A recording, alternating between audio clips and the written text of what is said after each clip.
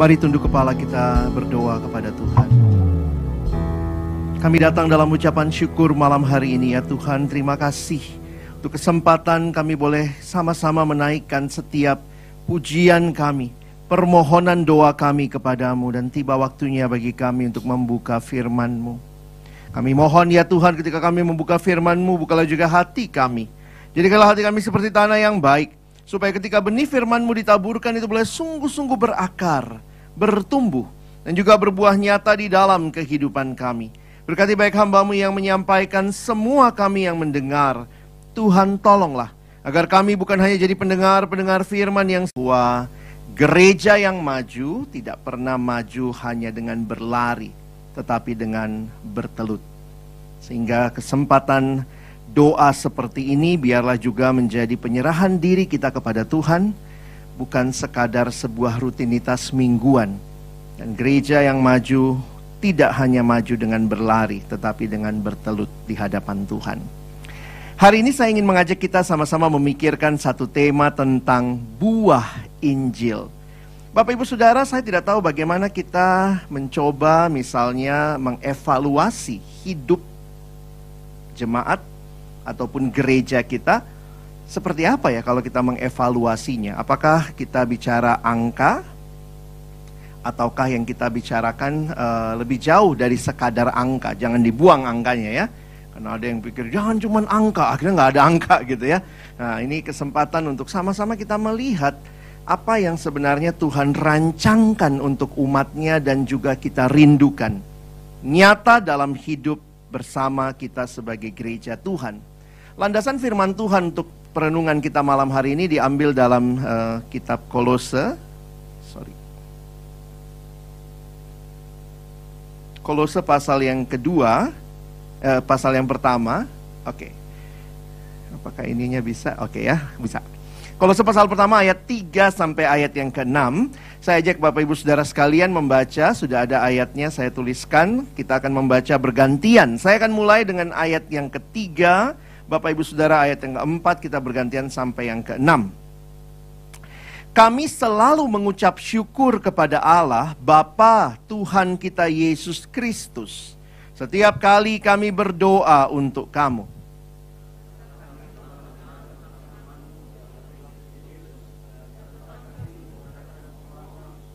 Oleh karena pengharapan yang disediakan bagi kamu di sorga. Tentang pengharapan itu telah lebih dahulu kamu dengar dalam firman kebenaran, yaitu Injil.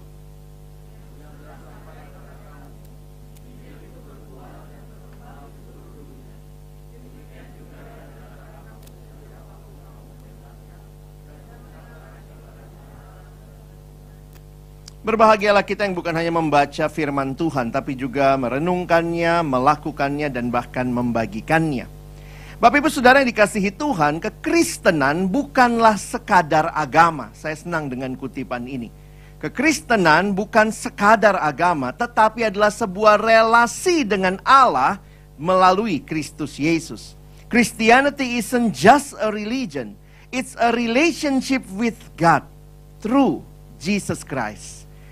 Maka kalau kita perhatikan, menjadi orang Kristen itu bicara relasi dengan Tuhan.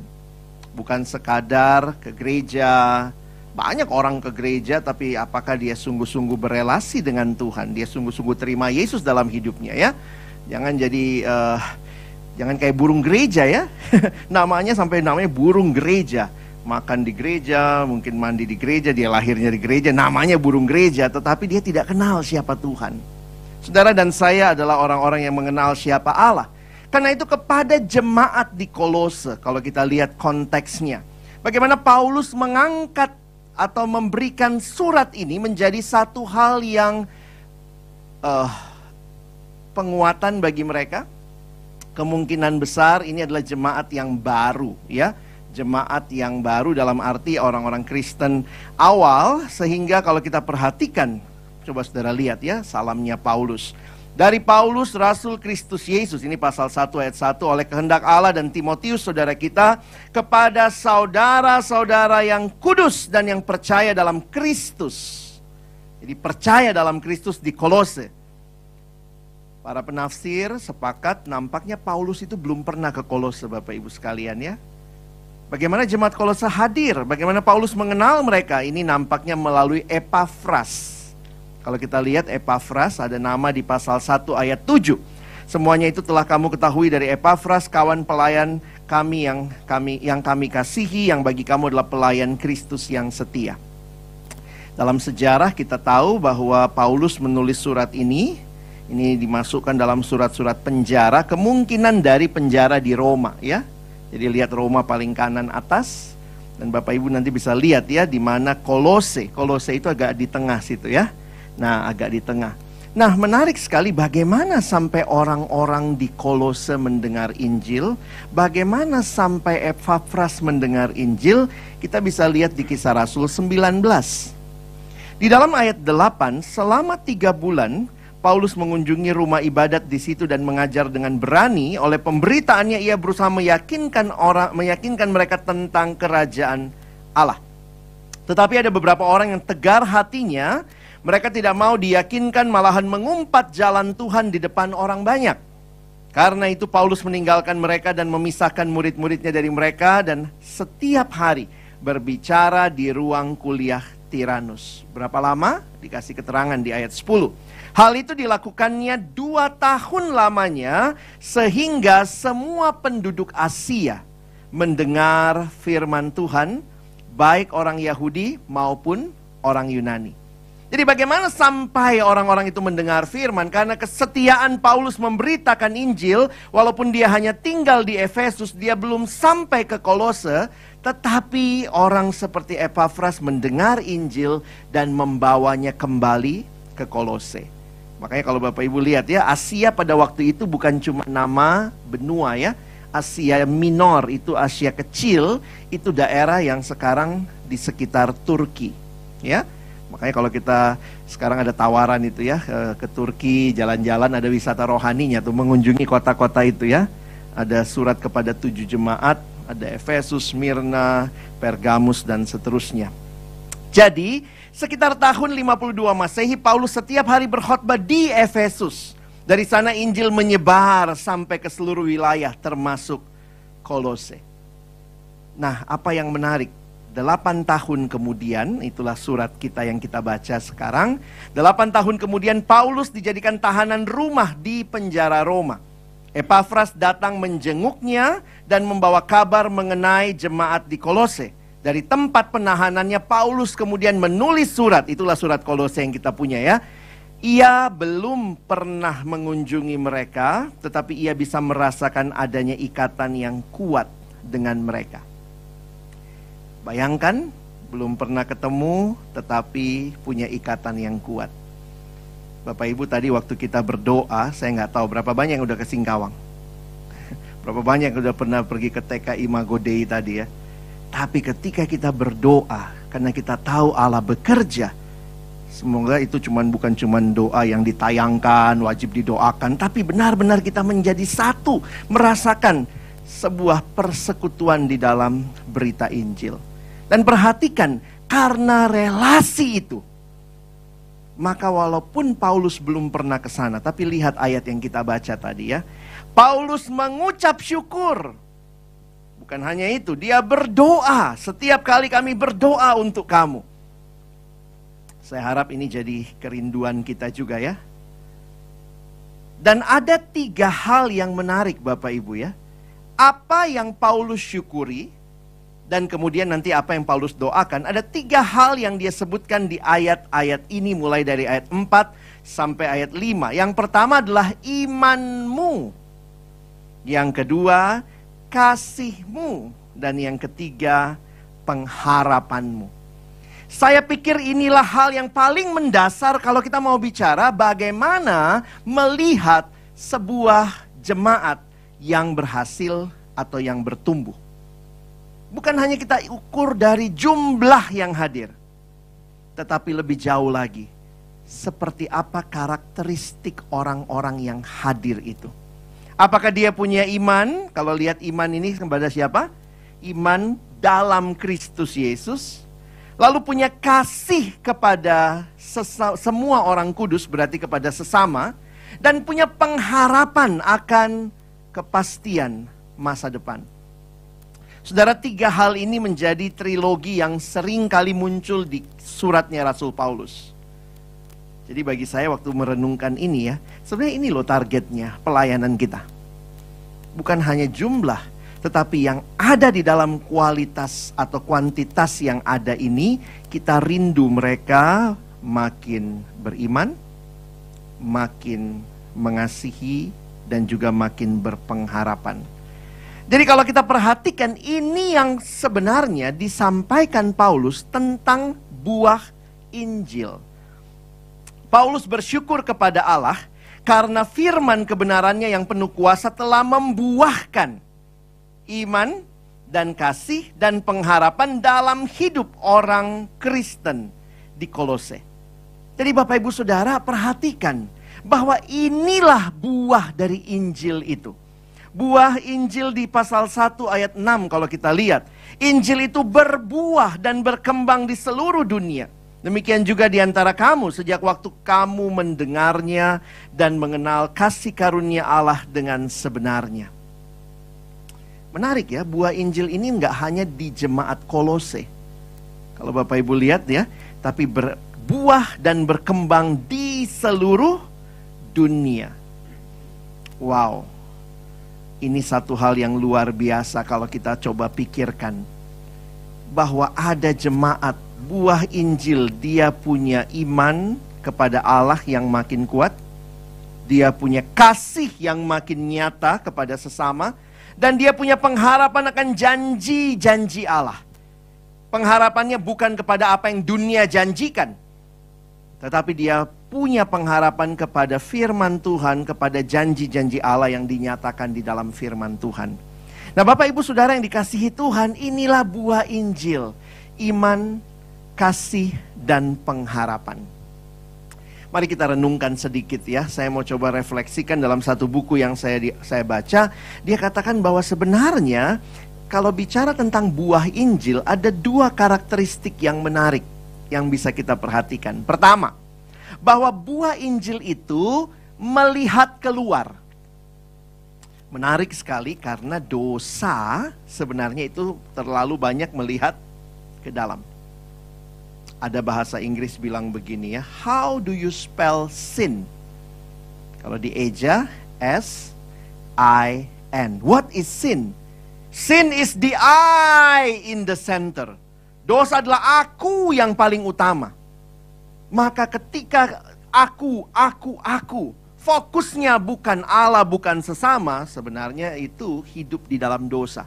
Tetapi ketika Injil mengubah hidup orang, maka buah Injil ini itu sifatnya melihat keluar, atau bukan dalam diri ya, bukan berfokus inward, tetapi outward in outlook. Contohnya bagaimana? Pertama, faith, iman itu melihat kepada Kristus, bukan melihat kepada diri sendiri. Bicara kasih, kasih juga melihat kepada orang lain, kepada sesama. Dan pengharapan itu fokusnya bukan kepada yang sekarang yang dilihat, tetapi ke depan akan apa yang Tuhan janjikan. Nah itu yang harusnya kita ingat ya. Betapa bersyukurnya kita kalau kita punya jemaat. Dan tentunya kita sendiri ya, sebagai orang-orang yang ada di dalam jemaat, punya kehidupan yang tidak self-centered, tetapi bisa melihat kepada Allah dan kepada sesama dan punya pengharapan. Dan yang kedua, karakteristik dari buah Injil ini Bapak Ibu Saudara, perhatikan bahwa ini adalah karya supranatural yang bersumber dari Allah sendiri. Bapak Ibu, di dalam bagian lain kalau kita lihat juga ada yang namanya buah roh. Buah roh itu bukan buahnya kita.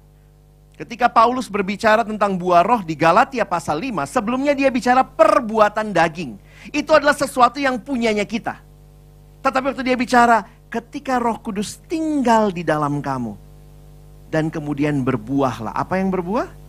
Adalah sesuatu yang dikerjakan Allah di dalam hidup kita. Makanya kalau ini adalah buah dari karya Allah, Injil itu kan karya berita sukacita tentang Kristus.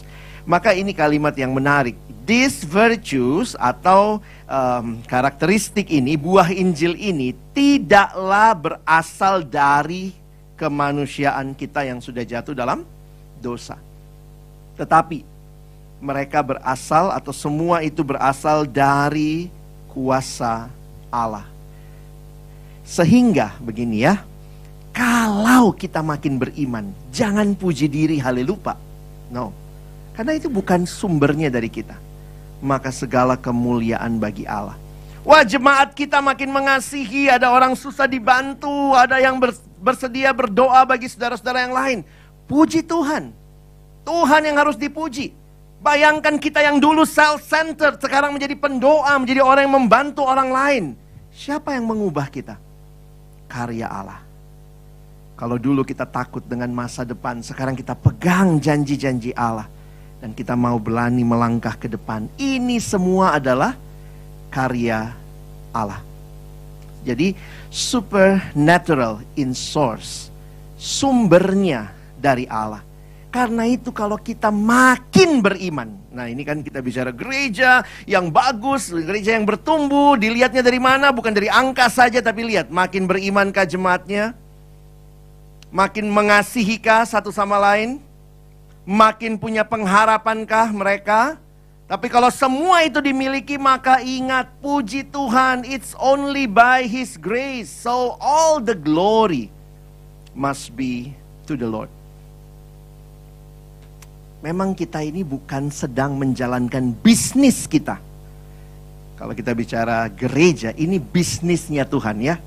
Ini bukan bisnisnya hamba Tuhan, bukan bisnisnya majelis, bukan bisnisnya jemaat ya. Dalam arti kita bukan running our own business. Ini bisnisnya Allah. Sehingga ketika kita melihat perubahan demi perubahan, hidup yang diubahkan oleh berita Injil, puji Tuhan. Dialah yang harus terima pujian. Bapak Ibu ada yang bertanya gini, gimana ya Pak hubungannya antara iman, kasih, dan pengharapan? Nah dalam satu buku yang saya baca menarik, dia kasih kira-kira begini ya. Bahwa mengapa jemaat Kolose hidup dengan penuh iman dan kasih? Jawabannya karena mereka punya pengharapan. Jadi secara khusus kita melihat bahwa pengharapan ini yang menarik orang untuk terus beriman dan terus mengasihi. Nah ini uniknya pengharapan Kristiani Bapak Ibu ya. Jadi apa hubungannya? Coba lihat caranya Paulus jelasin. Kami telah mendengar tentang imanmu dalam Kristus Yesus dan tentang kasihmu terhadap semua orang kudus. Oleh karena, jadi dua hal itu terjadi oleh karena pengharapan yang kamu miliki. Nah jadi itu cara mengerti yang menarik saya pikir untuk memahami hubungan iman, pengharapan, dan kasih.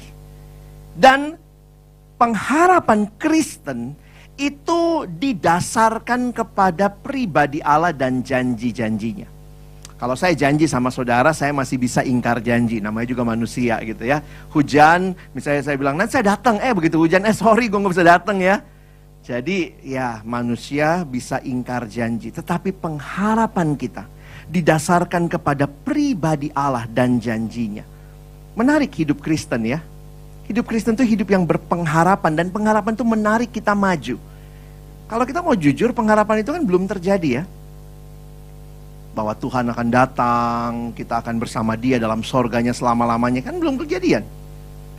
Tapi kok kita bisa percaya? Kita tetap rajin ke gereja, kita tetap mengasihi, kita tetap berbuat baik. Makanya ada satu kalimat mengatakan begini, as Christian we need to live in the present but in the light of the future. Kita hidupnya sekarang tapi dalam terang yang akan datang.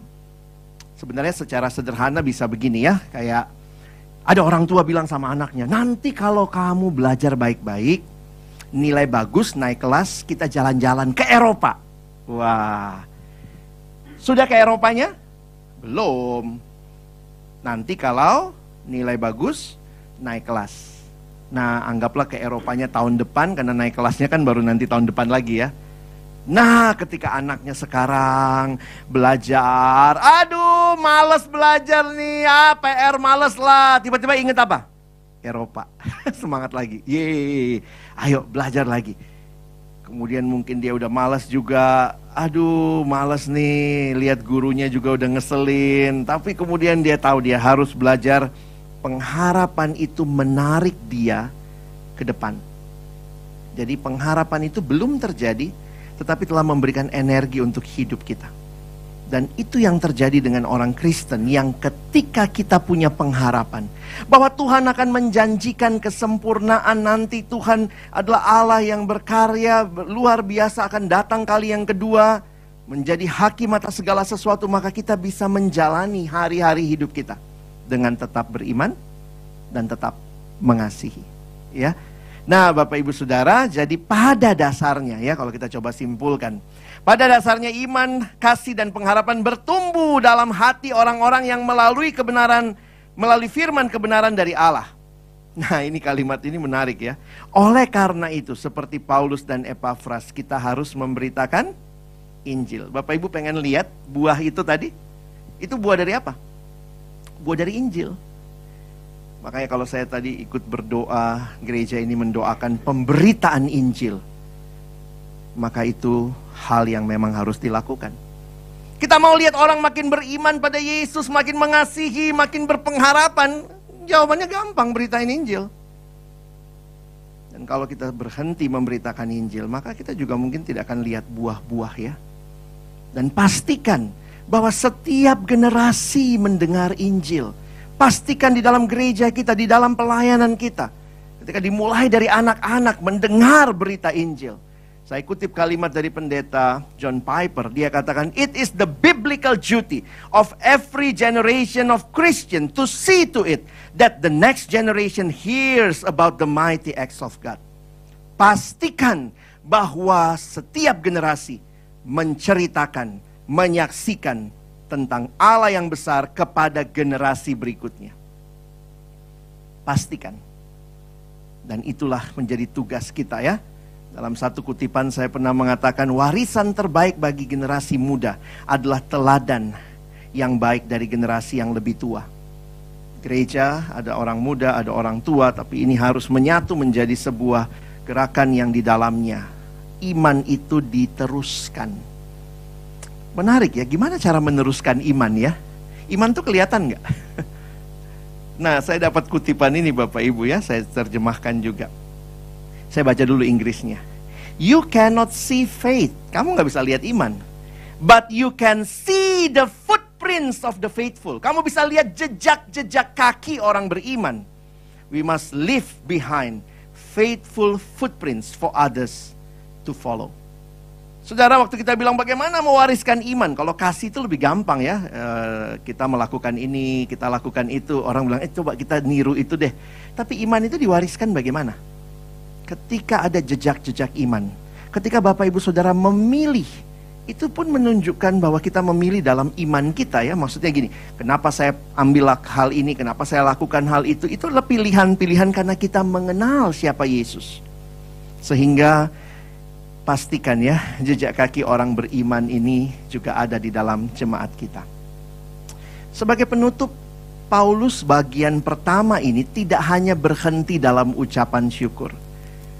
Kalau saya simpulkan menarik ya, kenapa dia bilang aku mengucap syukur kepada Allah? Dia sadar betul iman, kasih, pengharapan dari Allah melalui berita Injil yang dia dipercayakan jadi pemberita. Maka kira-kira apa doa Paulus? Itu ayat 9 ya. Sebab itu sejak waktu kami mendengarnya, kami tiada henti-hentinya berdoa untuk kamu. Apa yang dia doakan? Lihat ayat 9 bagian bawahnya ya. Kami meminta supaya kamu menerima segala hikmat dan pengertian yang benar untuk mengetahui kehendak Tuhan dengan sempurna.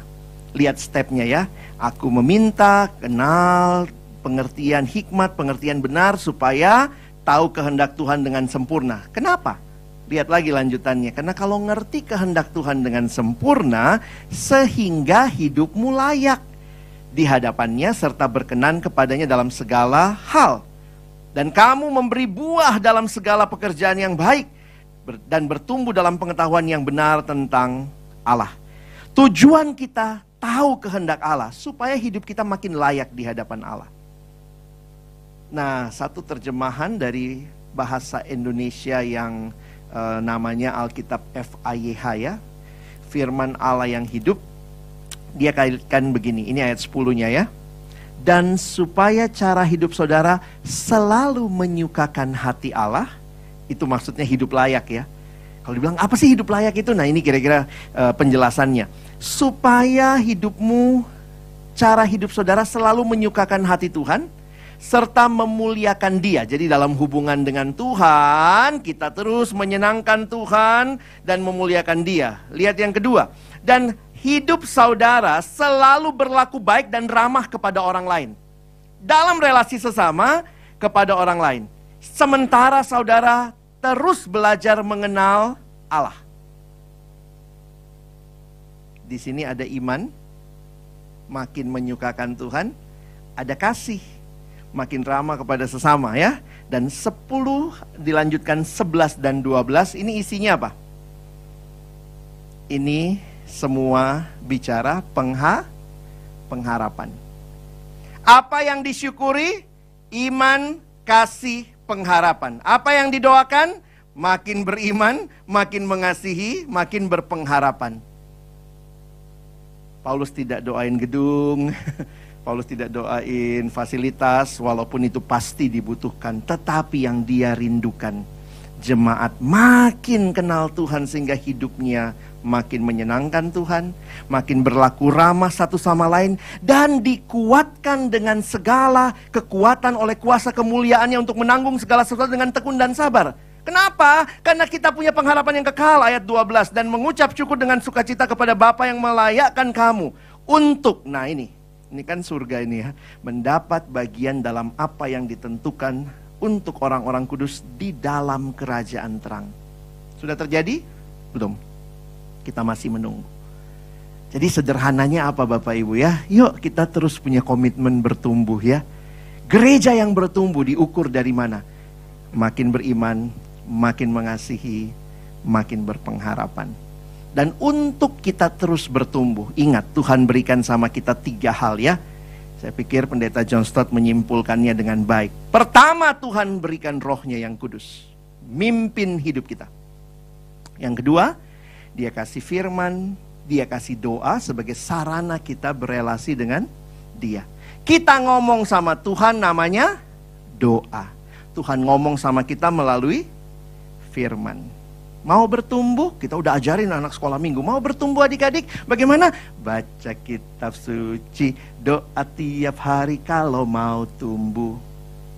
Coba-coba mungkin dinyanyikin di jemaat dewasa ya, sekalian evaluasi hidup kita ya. Saudara bertumbuh nggak? Baca kitab suci, pernah Pak? Doa, pernah Pak? Masalah saya tiap harinya. Banyak orang mengaku Kristen tapi sebenarnya nggak bertumbuh. Kalau Injil mengubah hidup kita, maka kerinduan kita begitu ya. Jangan-jangan lagu kita ganti. Tidak baca kitab suci, tidak doa tiap hari, tidak bertumbuh. Jangan pikir itu cuma lagu sekolah minggu. Kapan-kapan nyanyi di umum ya. Jangan-jangan banyak yang gak bertumbuh. Tuhan kasih Roh Kudus, Tuhan kasih firman dan doa, dan Tuhan kasih komunitas. Inilah kita semua yang bertumbuh bersama-sama. Sehingga kalau saudara terus bertumbuh, gereja ini terus bertumbuh, maka buah Injil yang Tuhan hadirkan lewat Injil yang saudara beritakan lewat hidupmu, bertumbuh, berbuah, berkembang di mana-mana, di seluruh dunia saudara ya. Nanti cara belajar buat yang siswa kelihatan tuh, ini orang yang cara belajarnya berpengharapan. Jangan kayak anak sekarang gitu ya, belum apa-apa udah bunuh diri ya, elah baru ujian jelek dikit gitu ya. Sorry nih yang muda-muda ya, kayaknya tipis banget pengharapannya gitu ya. Tapi gitu ya Kak, sekarang kan apa-apa bilangnya healing ya. Bingung saya sama anak sekarang tuh. Lu sedepresi apa sih? Ke Indomaret bilangnya healing. Ke Indomaret dandan gitu ya. Saya nggak tahu juga. Maksudnya menurut bagi orang-orang kita punya pengharapan, harusnya sama beratnya, tapi saya punya pengharapan. Saya berdoa, saya berjuang dalam studi saya. Nah Bapak Ibu juga dalam kehidupan keluarga begitu ya. Jangan belum apa-apa udah nyerah. Saya ketemu orang suami istri berantem langsung udah cerai. Hah? Pengharapan lu di mana gitu ya? Jadi mari kita miliki itu ya. Kalau Bapak Ibu yang kerja ya, ini cara belajar kita menunjukkan kita punya iman, pengharapan dan kasih. Cara bergaul juga begitu ya. Pergaulan yang memuliakan Tuhan, bukan mempermalukan Tuhan. Yang sedang pacaran, yang muda-muda ya, punya pacaran yang berpengharapan ya. Lihat ada kalimat kecil di bawah. True love waits, save it until marriage. Jangan ngapa-ngapain dulu kalau masih pacaran, tunggu sampai menikah. Jangan buka kado sebelum waktunya. Belum ulang tahun udah buka kado gitu ya. Nah itu kalau kita berpengharapan, aduh saya pengen banget, tapi tidak, saya tahan gitu ya. Kenapa? Saya punya pengharapan dalam Kristus. Bapak Ibu yang bekerja, kiranya pekerjaan Bapak Ibu menunjukkan Bapak Ibu adalah orang yang beriman, punya kasih dan punya pengharapan. Bahkan hidup rumah tangga kita menjadi hidup rumah tangga yang senantiasa memuliakan Tuhan. Ujian kualitas Kristen bukan di dalam gedung gereja. Sini semua kayaknya malaikat nih. Buletan di atas kepala ya.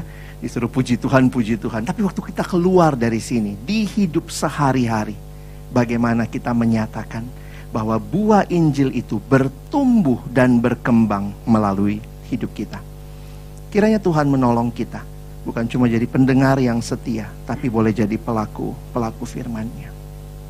Amin. Mari berdoa. Tuhan, terima kasih banyak buat firman-Mu. Biarlah ucapan syukur kami dan juga doa kami adalah merindukan melihat Allah bekerja, membangun iman kami, memberikan kasih yang baru kepada sesama, membawa kami juga dalam hidup yang terus berpengharapan. Tolong kami Tuhan, bukan cuma jadi pendengar firman, tapi boleh jadi pelaku firman-Mu di dalam hidup kami. Kami bersyukur, berterima kasih. Di dalam nama Tuhan Yesus kami sudah berdoa. Amin.